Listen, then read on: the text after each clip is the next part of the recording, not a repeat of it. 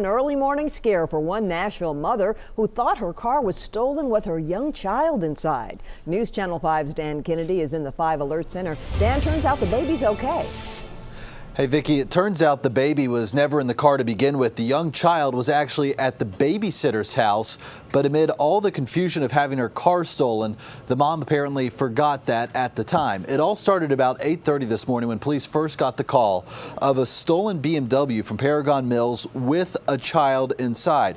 Metro Police launched their helicopter as that search began. This is video from Sky 5 that shows that car abandoned at one of the gas pumps at the Z-Mart on Lafayette Street. By this point, police determined the child, who was once believed to be kidnapped inside that car, was actually safe at the babysitter's house. That's the good news. But still, police at this hour are searching for the 2 men who stole that car to begin with, last seen running away from that gas station in South Nashville. Police say all this started with a car left running with keys inside at Paragon Mills, and they're using this as an important reminder to not do that, even in these cold temps. Vicki, back to you.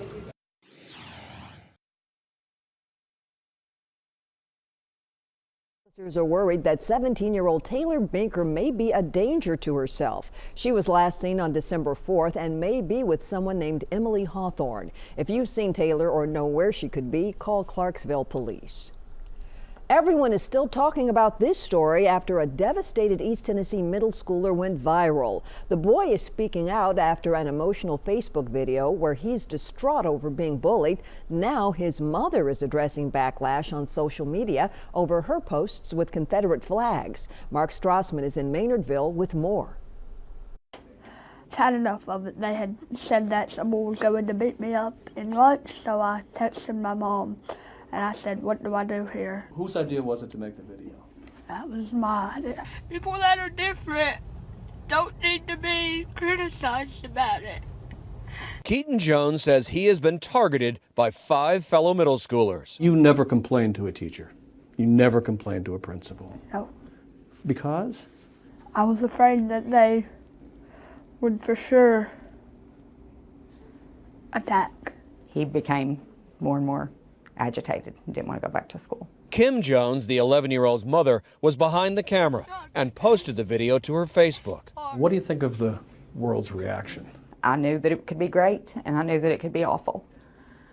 And it has been. The spotlight on Keaton also cast attention onto Kim's prior social media posts, including this one, where she's holding a Confederate flag, a symbol of pride for some and racism for others. Her daughter's Twitter also contained a family photo with a Confederate flag. the only two photos on my entire planet that I'm anywhere near a Confederate flag. It was ironic. It was funny. It didn't have anything to do with racist intent.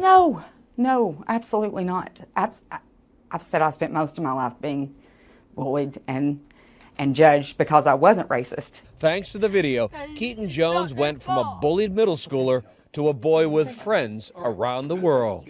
Did the video make you feel better? Made me feel like I had accomplished something real, something that could actually change the world. Mark Strassman, CBS News. Alabama voters are going to the polls for a special election that's caught the attention of the nation. Ordinarily, there isn't much of a contest in the red state, but sexual misconduct accusations against the Republican candidate have made the outcome of this Senate battle uncertain. In his final rally, Roy Moore again denied the allegations and said, quote, "If you don't believe in my character, don't vote for me." Democratic candidate Doug Jones is telling voters the state is at a crossroads and he needs them to get out and vote.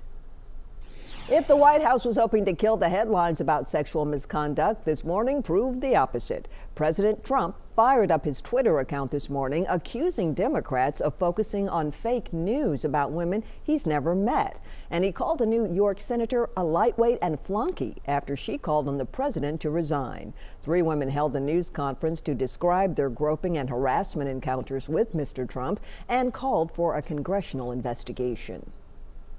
In New York, federal prosecutors say the subway bombing suspect wrote on Facebook, "Trump, you failed to protect your nation." The suspect is now charged with supporting an act of terrorism and weapon possession.